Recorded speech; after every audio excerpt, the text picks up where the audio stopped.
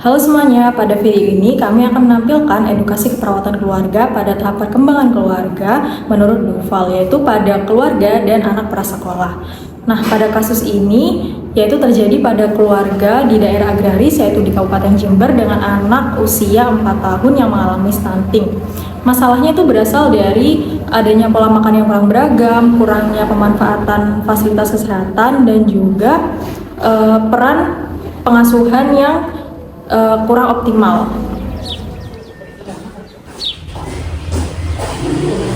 Permisi, assalamualaikum. Waalaikumsalam. Monggo masuk. Permisi ya Bu. Permisi ya Bu.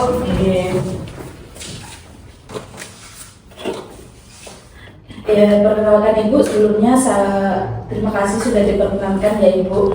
Perkenalkan, saya Lala dari Kader Posyandu, dan sebelumnya perkenalkan ini Mbak Iza dari Puskesmas.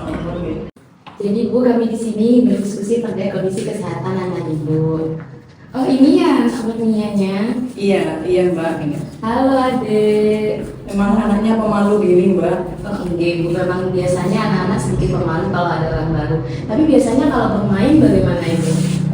Jarang keluar rumah sih Mbak, emang suka bermain sendiri di rumah gitu. Oh lebih sering main di rumah ya Ibu? Iya. Kalau atau mungkin sudah ikut program kayak PAUD gitu Ibu? Belum sih Mbak, belum sekolah. Oh jadi interaksi sosial sama teman-temannya masih sedikit begitu Iya. Ibu. Nah jadi di sini kita ingin berdiskusi terkait kondisi kesehatan anak Ibu. Sebagaimana rekam dari posyandu yang saya dapatkan dari Kader Lala, itu terakhir ke posyandu kondisi tinggi badan anak Ibu ini masih kurang dari rentang normal anak seusianya nih Bu. Oh iya, katanya sih gitu Mbak. Usianya 4 tahun kan ya? Iya. Nah itu terbilang pendek di anak usia segitu Ibu. Nah, jadi di sini kita ingin mengobrol sedikit terkait tumbuh kembang anak Ibu. Oh iya, Mbak. Begitu Ibu. Assalamualaikum. Waalaikumsalam. Ini pertanyaan ya. Apunten Bu, saya baru pulang dari sawah nih, panas. Iya, Pak, nongkrong Pak. Jadi kita di sini mau diskusi terkait tumbuh kembang anak Fernia. Iya. Oke. Nah, kalau boleh tahu sebelumnya Bapak Ibu biasanya pola makannya itu bagaimana Bu? Biasanya lauknya cuma makan nasi sama lauk sederhana aja sih Mbak. Soalnya hasil panen yang di sawah itu kebanyakan emang kita jual, jadinya ya sudah makan seadanya, mungkin telur atau enggak tempe gitu. Kalau sayurnya tuh makan sayur Jarang pakai sayur sih Mbak. jarang makan sayur. Iya. Memang jarang masak sayur apa anaknya sih nggak suka sayur? Memang jarang masak karena seluruh hasil panen yang di sawah kami jual. Oh gitu ya. Kalau mungkin disering makan sama buah Nggak pernah sih Mbak. nggak pernah juga. Jadi sayur sama buah itu juga jarang makan gitu. Jarang. Nah, kalau makannya sendiri biasanya itu disuapi atau bisa makan sendiri anaknya Ibu? Kalau makan sih bisa sendiri Mbak, cuma kadang saya suapin kalau udah nggak mau makan seharian gitu atau nggak rewel gitu baru saya suapin. Sehari makannya berapa kali? Nggak nentu sih Mbak, kadang 2 kalau mau ya, kalau misalnya anaknya mau lahap juga sampai 3 gitu. Oh, udah teratur berarti Iya. Ibu makannya ya. Nah, kalau biasanya Ibu terkait pola asuh kayak misal dalam pengasuhan itu biasanya didiskusikan sama Bapak atau bagaimana Ibu? Jarang sih Mbak, saya sama Bapak juga jarang ngobrol perihal keluarga gitu, kayak urusan di rumah gimana gitu, karena Bapak juga fokus di sawah, yang di rumah juga saya aja. Ya, saya juga fokusnya di sawah gitu Pak. Jadi sawahnya setiap hari, setiap pagi saya urus. Jadi untuk perkara anak ini saya kurang mantau gitu. Jadi untuk mengurus anak kebanyakan memang dihandle sama Ibu. Oke. Baik, jika demikian. Nah, biasanya ya Ibu anak usia 4 tahun ini atau yang biasa dikenal itu anak prasekolah. Nah, itu memang sangat penting untuk peran pengasuhan dari kedua orang tua, baik dari ibunya maupun dari ayahnya. Jadi mungkin setelah ini kita akan berdiskusi terkait bagaimana pembagian peran biar bisa optimal dari ayah dan juga ibunya ya Ibu. Kemudian Ibu, di sini saya ada beberapa hal yang ingin saya tanyakan lagi. Nah, tadi kan anaknya sering makan sendiri dan yang kebanyakan mengurus itu dari ibunya. Biasanya kalau dari bapaknya ini sering menemani anaknya makan atau bagaimana? Kayak makan bersama gitu Pak?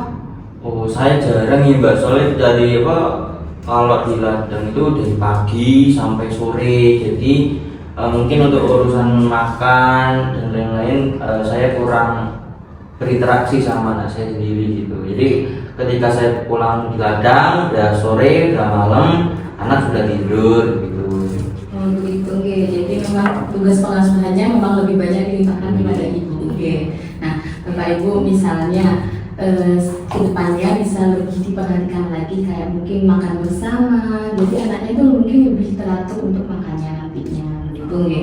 Gitu ya Mbak. Nah, dari apa yang kita obrolin tadi, Bu, sebenarnya ada beberapa hal yang bisa ditingkatkan. Yang pertama itu pertumbuhan anak F itu bisa optimal apabila makannya teratur. Tadi kan disampaikan kalau makannya hanya 2 kali sehari, itu pun kalau udah level ya.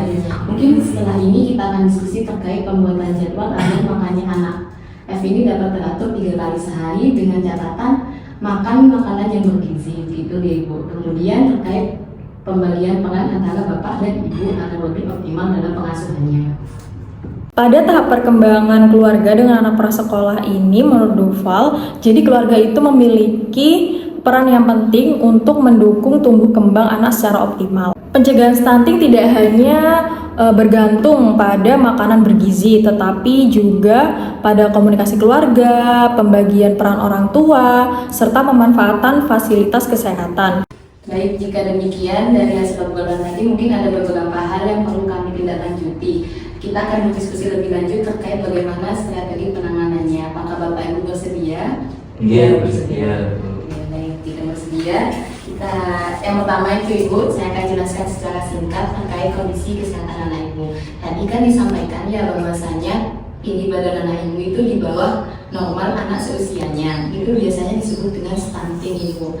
Nah, stunting itu merupakan kondisi di mana tumbuh kembang anak itu tidak sesuai dengan usianya, bisa di bawah rentang normalnya. Nah, kondisi stunting itu bisa sangat berdampak bagi kondisi kesehatan anak Ibu, bisa untuk kecerdasan intelektualnya dan juga tumbuh kembang gizinya, begitu ya Ibu. Nah, jadi karena akan berdampak sangat luar biasa bagi tumbuh kembangnya, makanya perlu dilakukan beberapa perubahan terkait pola makan dan juga pola pengasuhan yang menjadi beberapa sumber dari masalah yang menyebabkan terjadinya stunting pada anak Ibu. Iya Mbak.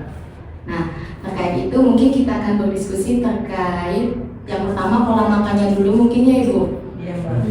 Nah, jadi Mbak Lala bisa minta tolong disampaikan ke ibunya terkait ini.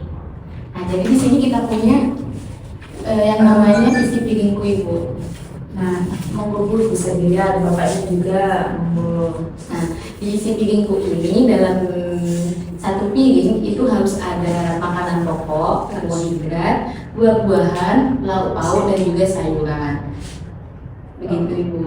Oh, berarti harus lengkap kayak gitu ya Mbak. Tak pikir ya yang penting kenyang gitu aja sih. Nah, itu Ibu, kadang memang prinsipnya ibu itu yang penting kenyang, tapi yang dipentingkan di sini harusnya itu terpenuhinya seluruh kebutuhannya, Kebetulan gizi dari adiknya ini. dimulai dari karbohidratnya, serat dari buah-buahan dan sayurnya, dan juga lauk pauknya sebagai protein. Jadi kalau dilihat dari gambar itu, jadi makanan itu harus mahal ya Bu ya? Tidak harus mahal Pak, sebenarnya itu juga bisa kalau seandainya kalau makanan pokok seperti makanan pokok kan pasti kan ibu dan bapak punya beras nih Pak nih.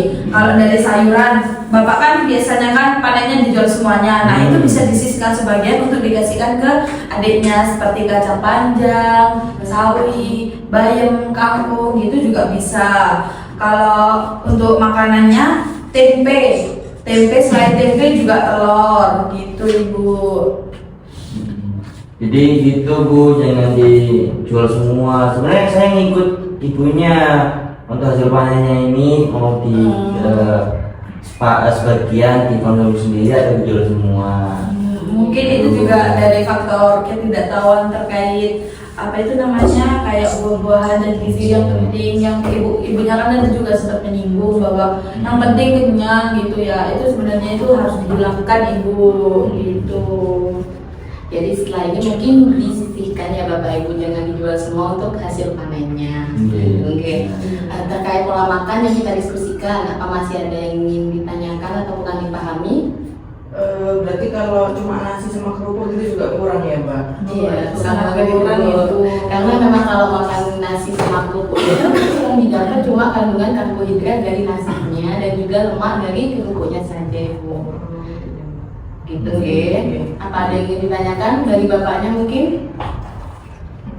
Saya mungkin sudah paham terkait makanannya ini harus benar-benar memenuhi apa yang tadi digambar itu, Ibu. Oke, ini mungkin bisa dipegang sebagai pegangan Ibu. Untuk masalah terkait pola makannya mungkin bisa clear ya. Nah, sekarang kita lanjut ke terkait pola pengasuhan. Tadi kan dari diskusi kita yang di awal tadi, kalau lebih dominan ibunya yang mengasuh. Nah, kalau dari bapaknya, mungkin Bapak bisa lebih meluangkan waktu seperti pasti Bapak istirahat kan ya kalau siang dari sawah, atau makannya di sawah juga makan siangnya? Makannya di sawah, Ibu. Jadi jadi pagi sama siang itu makannya dibawa ke sawah. Jadi bisa dibilang jadwalnya mungkin kurang teratur ya, Bu ya. Kayak sering makan di sawah, kemudian juga jarang makan di rumah, kayak jarang lah interaksi sama anak gitu. Oke, jadi mungkin lebih punya waktunya saat malam ya. Benar. Mungkin kalau malam bisa diajak makan malam bersama Ibu dengan makanan yang sesuai dengan isi piring Ibu itu tadi. Tapi anak saya tuh susah makan sayur loh, Mbak. Nah, oh ya, anaknya tadi disampaikan kalau susah makan sayur karena memang anaknya nggak suka dan tidak terbiasa makan sayur ya Ibu. Nah, mungkin setelah ini bisa diajak untuk memasak Ibu. Nah, biasanya tuh anak seusia adik ini kan rasa ingin tahunya masih tinggi ya Ibu. Nah, dari situ Ibu itu bisa kalau masak itu melibatkan adiknya kayak disuruh bantu-bantu waktu masak, itu juga bisa. Ibu, memang biasanya anak kalau dilibatkan diajak masak itu lebih tertarik ke makanan yang dibuat. Terus lagi. Kemudian yang perlu saya garis bawahi itu terkait pola pengasuhan orang tua untuk pola makan anaknya itu ada 3 Ibu. Sebagai organisator itu yang menentukan anak saya ini mau makan ini. Nah itu bisa Ibu sesuaikan dengan isi piringku itu tadi. Nah, itu juga Ibu bisa apa itu namanya? Biasanya anak usia adik ini makannya itu 3 kali sehari. Jadi pagi gitu sebelum main itu biasakan adiknya itu makan. Terus nanti siang sebelum adiknya tidur sama malam itu nanti bisa makan bersama bapak dan juga ibunya juga gitu. Yang itu tadi yang disampaikan oleh Mbak Lala itu sebagai peran fasilitator. Jadi dipastikan jadwalnya itu tepat makannya 3 kali sehari. Jadi makannya itu akan selalu teratur agar kebutuhannya itu tetap terpenuhi Ibu. Kemudian yang ketiga perannya sebagai fasilitator. Yang fasilitator itu tadi yang menemani makan. Jadi selain diberikan makanan, anak-anak juga ditemani untuk makan. Biasanya anak yang ditemani makan itu lebih banyak konsumsi makannya Ibu karena merasa senang gitu Nah, kemudian selain itu perlu juga dibiasakan anak untuk tetap menjaga kebersihan ya Ibu sebelum dan sesudah makannya. Bisa diajarin mencuci tangan sebelum dan sesudah makan. Nah, selain itu biasanya kalau jajan-jajan itu adik jajannya gimana ya Ibu? Biasanya juga jajannya yang disuka aja sih Mbak, jadi saya juga nggak terlalu melarang adiknya buat jajan. Nah, kalau dari situ ibu bisa memantau. Nah, dari situ adik itu jangan dibiasakan untuk jajan-jajan sembarangan. Jadi ibu lebih harus bisa mengontrol lagi adiknya jajan apa. Jadi makanan yang masuk itu ibu harus tahu untuk apa itu namanya kebaikan adiknya juga. Jadi itu yang perlu diperhatikan terkait pola pengasuhan. Jadi dipastikan untuk anaknya makan teratur dengan makanan-makanan yang sesuai dengan kebutuhan gizinya, kemudian juga menjaga kesehatan dan kebersihan lingkungan anak. Selain itu juga terkait posyandu Ibu, anaknya rutin ke posyandu atau pembuatan Bu? Kalau dari laporan terakhir sudah sebulan yang lalu ya ke posyandunya. Kira-kira pentingnya posyandu itu apa ya Bu? Nah, Pak, kalau di posyandu sendiri itu fungsinya itu untuk memantau berat badan dari badan adiknya, kayak kurang, terus kenaikannya itu tiap bulan itu naik, apa masih tetap di situ aja gitu, Pak. Jadi memang benar-benar penting ya Bu, Ya, itu sangat penting, Bapak. mengontrol atau Memantau. gitu ya, memantau kondisi Kembang sih. anaknya gitu ya. Oke, benar sekali. Jadi mungkin setelah ini bisa lebih rutin lagi ya Ibu untuk datang ke posyandunya. Iya. Bapak mungkin juga sesekali bisa libur atau menemani Ibu mengantar anak F ke posyandu untuk memantau Iya. tumbuh kembangnya. Iya. Baik, mungkin dari apa yang saya jelaskan sudah cukup Ibu. Sebelum saya kembali, saya ingin memastikan terlebih dahulu terkait apa yang kita diskusikan tadi. Bapak Ibu sudah mendapatkan pemahaman atau belum? Jadi saya ingin memastikan saja Bapak Ibu. Nah, kalau menurut Bapak Ibu dari diskusi kita tadi, dari tumbuh kembang anak F, apa yang belum optimal? Mungkin pola makannya sih Mbak yang belum teratur, kadang ya mau makan, kadang enggak, kadang juga lahap, kadang enggak gitu. Sama mungkin dari isi makanannya yang kayak ya yang saya rasa kayak ya kenyang itu cukup gitu, ternyata enggak. Benar sekali Ibu. Dan juga memang sangat mencolok ya kalau tumbuh kembang anak tidak sesuai usianya itu bukan memang karena hal yang biasa, tapi itu merupakan salah satu bentuk gangguan kesehatan yang perlu diperhatikan. Kemudian terkait pola makannya tadi, apa yang harus diubah Bapak Ibu?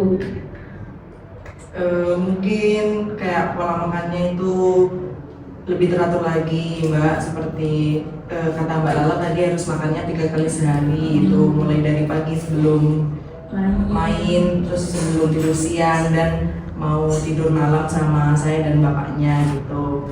Terus untuk kandungan dari makanannya juga nggak cukup untuk hanya kenyang, jadi mungkin kayak sayur, karbohidrat gitu, kayak nasi gitu. Jadi jangan dijual semua ya Bapak, Iya. masalahnya. Nah begitu. Kemudian kalau dari sayurnya yang kan tadi jangan dijual semua untuk hasil dari sawahnya. Mungkin dari sayur-sayur dari sawah yang bisa dimanfaatkan, contohnya seperti apa Bapak Ibu? Yang bisa mungkin kayak bayam, kangkung itu sih Mbak kalau sayurnya. Kalau lauknya? Mungkin lauknya ada Iya, tempe. tempe, tahu.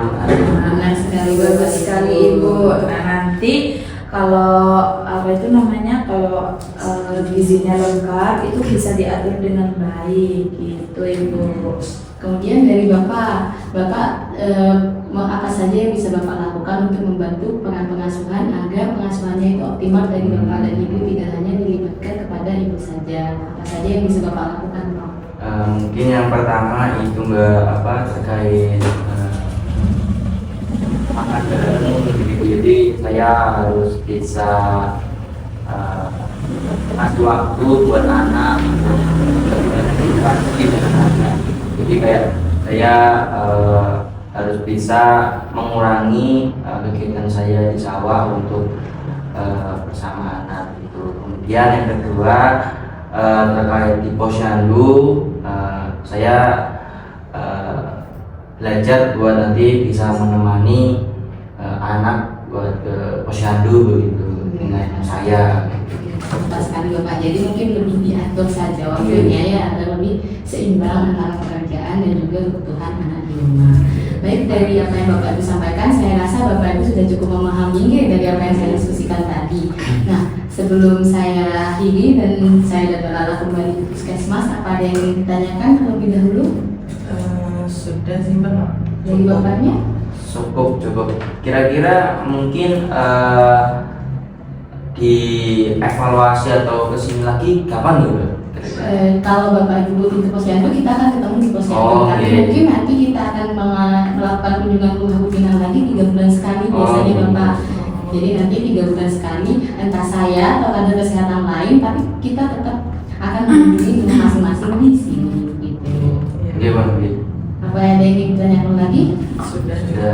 Baik, jika tidak ada, kalau begitu saya ingin kembali ke Bapak Ibu. Semoga apa yang kita diskusikan kali ini bermanfaat dan bisa diterapkan untuk mengoptimalkan tumbuh kembang anak ya. Begitu deh. Baik, terima kasih atas waktunya Pak Gubernur. Saya sebenarnya Semoga jalan